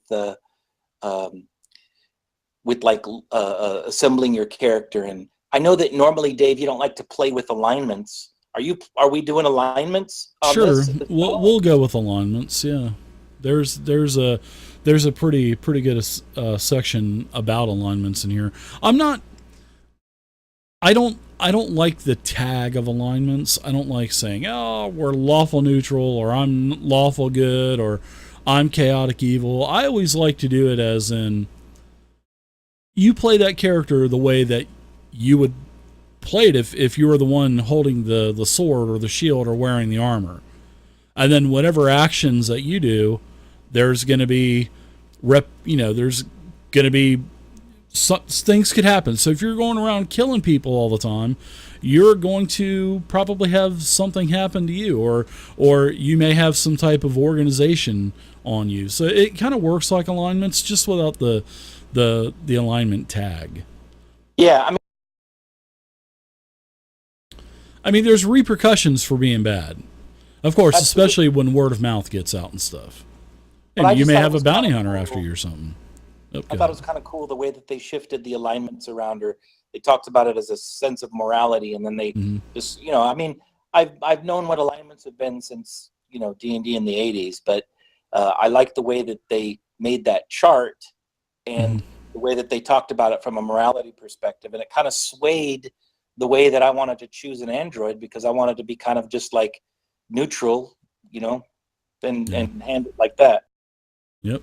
I think most players, not every single player, but I would say a good portion of players, or most players, usually play a good to neutral good type of play style. Most. I'm not saying all. But then the way that they actually play their character is probably more of a chaotic neutral, because they're always into looting the holy relics of the sarcophaguses in the temple, and they're always into killing the orcs and the children of the orcs and shit. So that's why I don't deal with alignments. Yeah, I understand. Plus, my character is an android, and yet I'm a cannibal. Yeah. Plus, and plus one thing that we forgot to mention about, the races. The one cool thing about, I remember, you get to have like an armor mod spot that you can take, and you have to buy it, but you can actually put an armor modification into your body. Yeah, I saw that. That was pretty cool. Yeah, as I part wanted to of save it, though. being an android. I wanted to save it. Instead, I bought a skin suit, or whatever that's called, for armor. But yeah, I mean, that second skin. Second skin. That's it. Yeah. Is it? Please don't tell me it's see-through. Yeah, it is. I have it really, really super pressed up against, so you can see my robot package. Can you? Nice. You can see his circuits and everything. Yeah, Hey, nice circuits.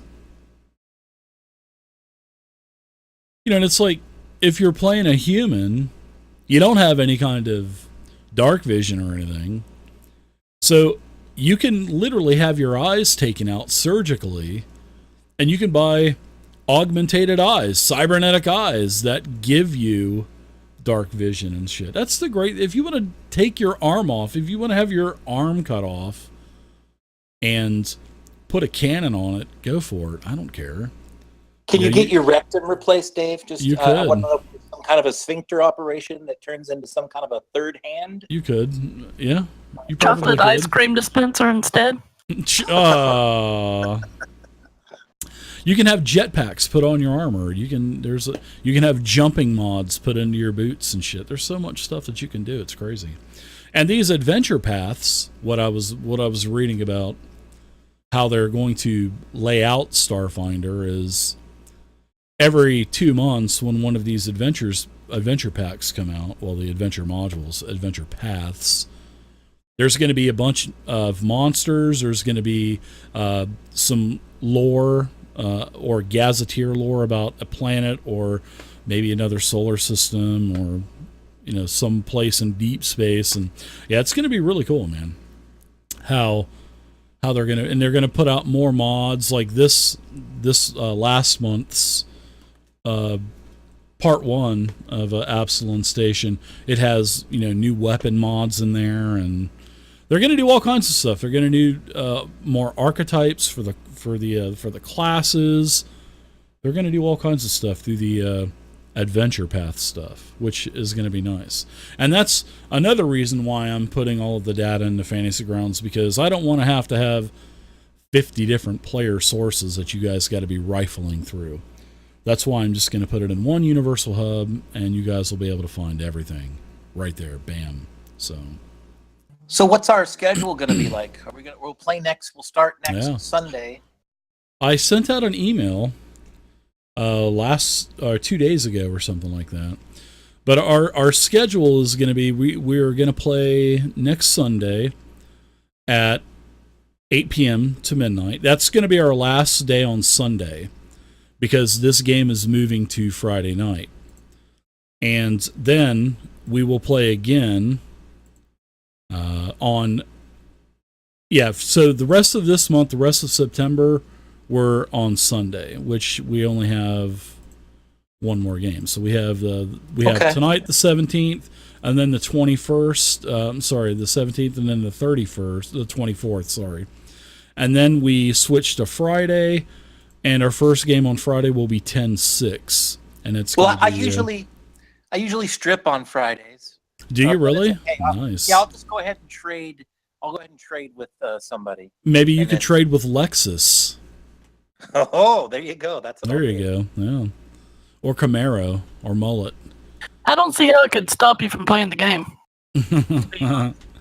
So we'll be playing on 10-6. We'll be playing on 10-20, 11-3, 11-17, 12-1, and 12-15. So it's every other week. And then you guys are going to be rotating with the Tyranny of Dragons Adventures League stuff. So I'm hopefully going to be getting Starfinder Society going as well. So that would be pretty cool. Because I really like Starfinder, and I think people will enjoy playing Starfinder. My opinion. But so what else, you guys have any questions about any of the mechanics or about anything? How I've got my book here. I've got all of my notes, my pages and pages of notes here. So I've read pretty much about the entire core book. I think I got about another maybe 50 pages or so to read. Pretty much, I have to read all of the lore about the worlds. That's pretty much all I have left. But I've read everything else. So what about the stamina hit points thing? Do you think that? I like it. I feel like, yeah. I mean, I don't. I'm kind of I'm a little. It's a little different for me. It's quicker. Yeah, I mean, it might be quicker, but I feel like it's just, everybody's going to be doing those rests and get, spending their points to get all their hit points back. No, their stamina points. Stamina points. Yeah, you spend your resolve points. You don't have a whole lot of resolve points, especially at lower levels. Yeah, I think I have. Yeah, I think I might have 5 if I remember. Yeah. Well, I mean, you only need like a 5-minute rest to get your stamina points back, and 10 minutes. Yeah. The thing that you have to realize is you've got to budget your resolve, because if you go unconscious, every round that you're unconscious, you lose a resolve. And then when you hit 0 resolve, you're dead. But yeah, the only thing you get back are the only thing you get back are the stamina points, which is just kind of like temp hit points. Yeah.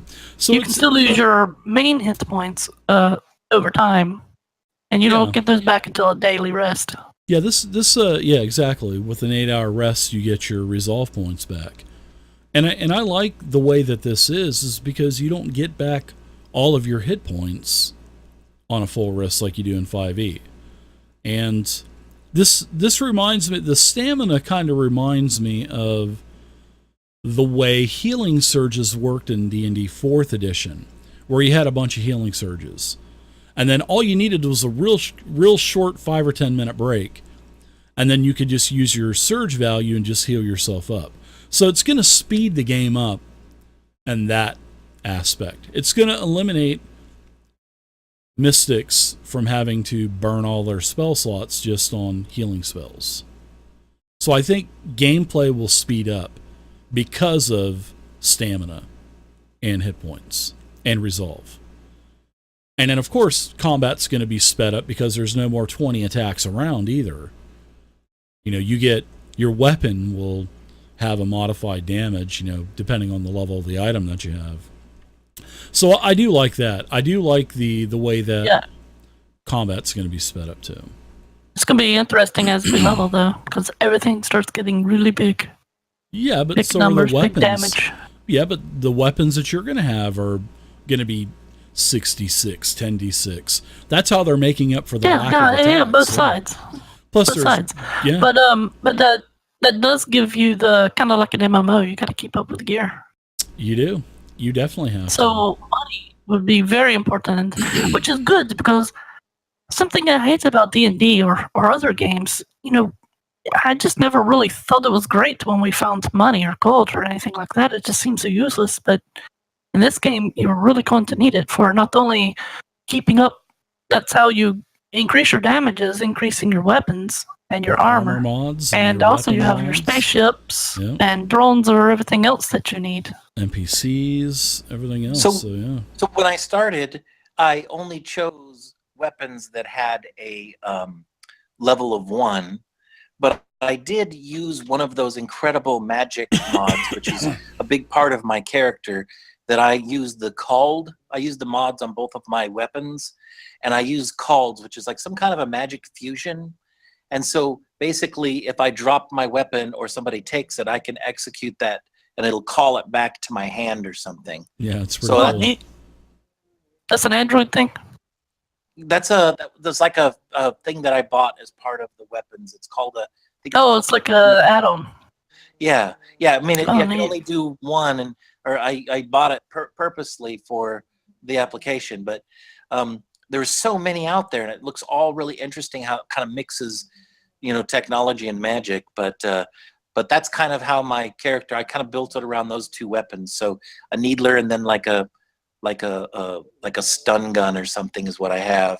Nice. They're both pistols, and they both have this merge on them, but they're both non-lethal. So that's kind of where I want to go for. But I thought it might be cool to get like healing needles, and then I could shoot people with the needles and then heal them.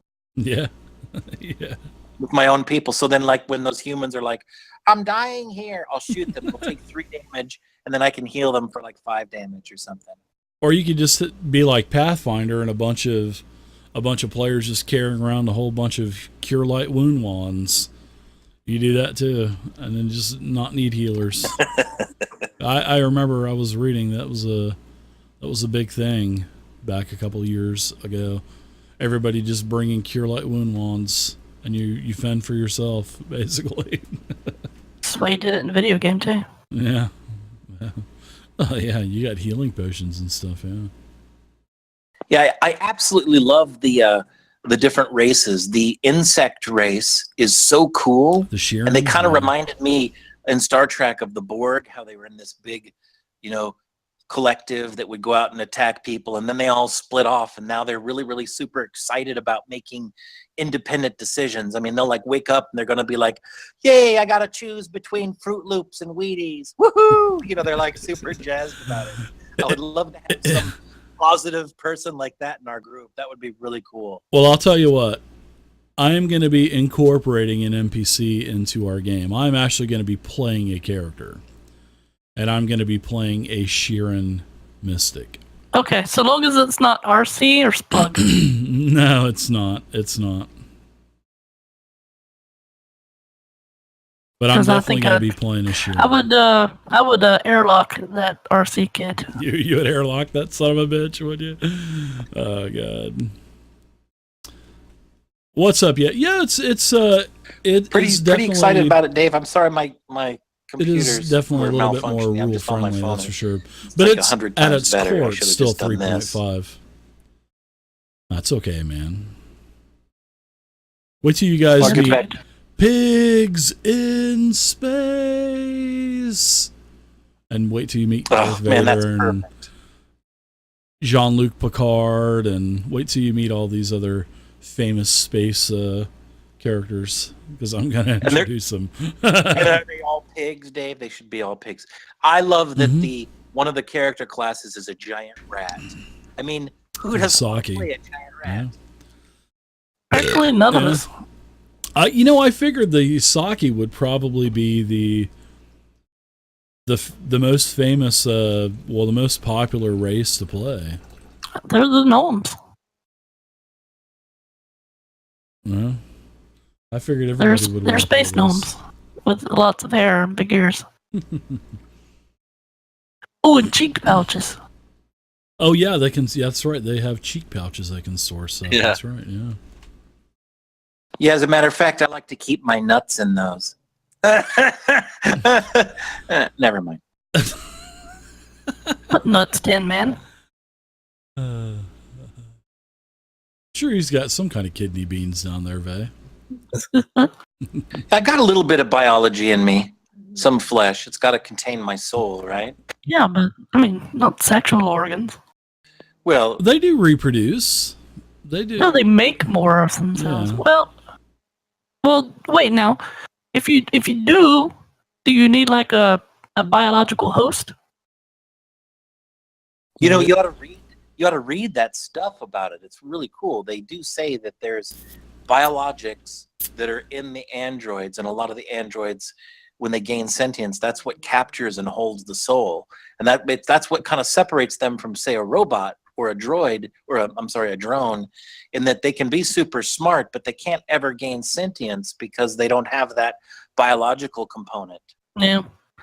Yeah, I was going to read all the lore stuff and everything before we played. Not yet. At least my Delvin. character knows Not what's yet. going on. They'll have one soon enough. though. Forget it, man. I'll tell you. We'll just make up our own lore.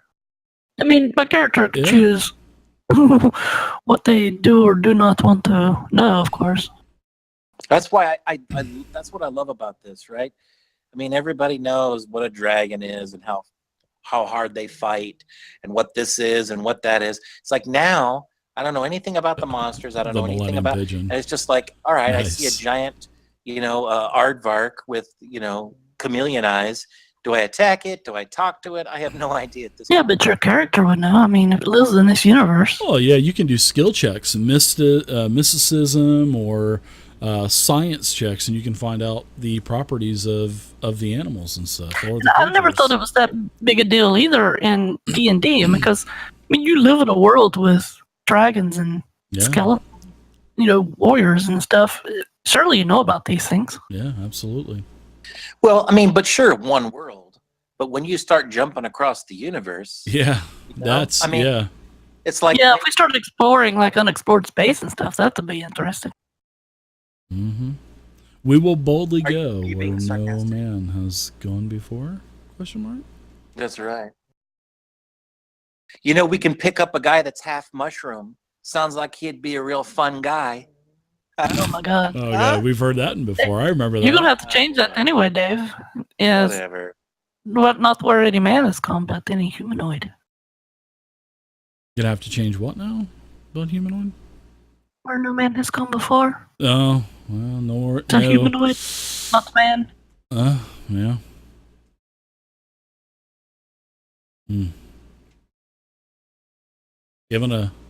I've been gathering up a bunch of art and stuff and sci-fi art. I want to start using more art in all of my games, actually, just to kind of, give the players a little bit more sense of where they're at and what's around them and stuff like that.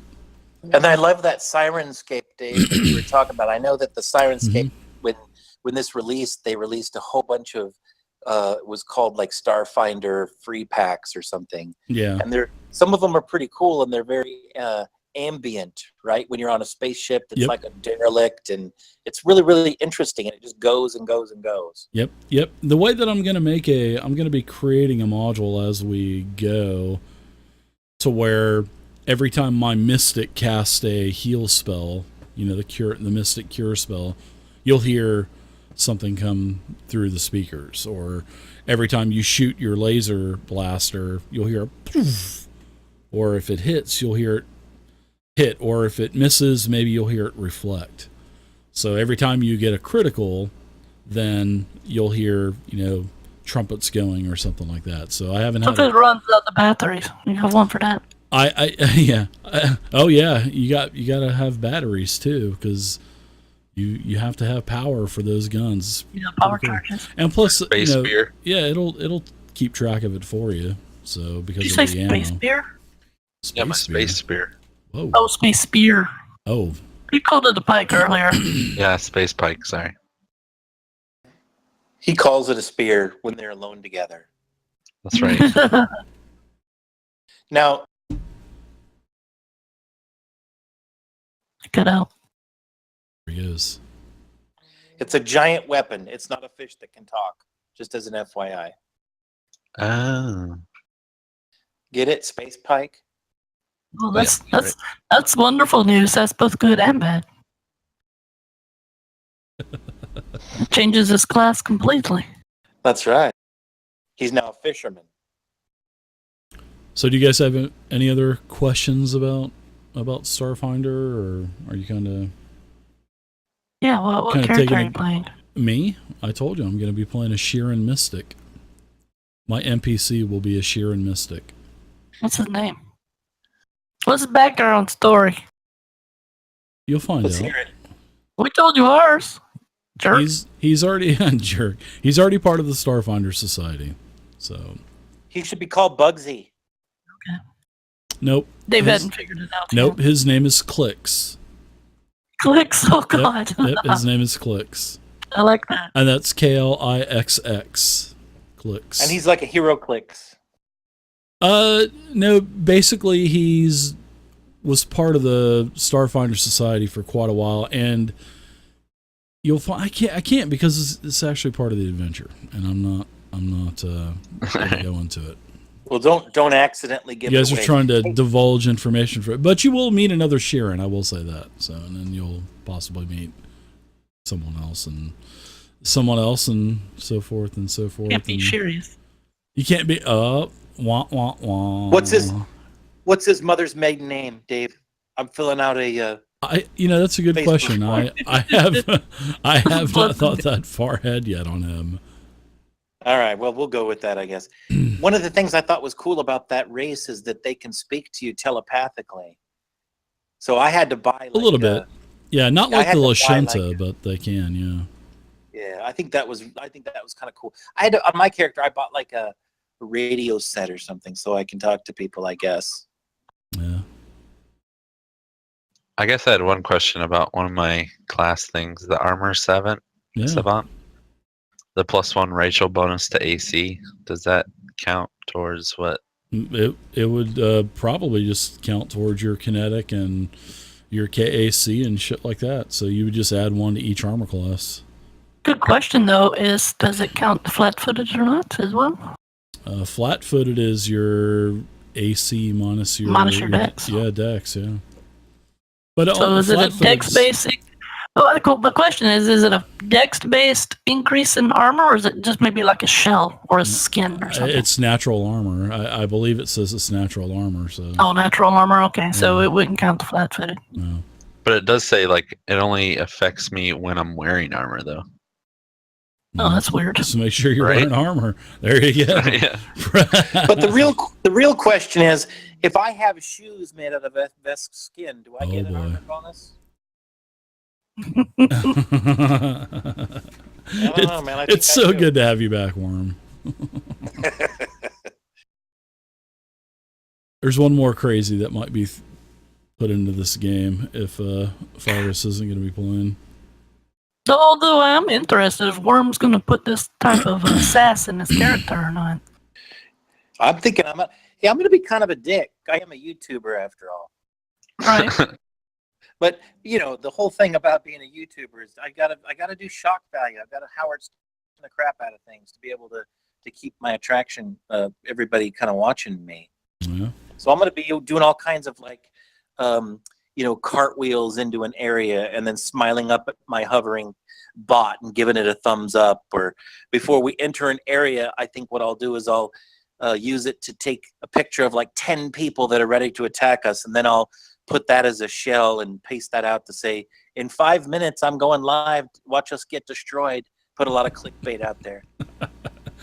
part of your Glitter all over icon again. theme. Yeah. Oh boy. It's I like have to get him it's glitter all over again. I have to get him a glitter cannon. Oh god. That's right. Yeah. Straps onto his hoverbot. Mhm. Oh, that watch hoverbot- yourself. I could only get one mod for the hoverbot, so I thought I'd get the camera since that seems like it's logical for me.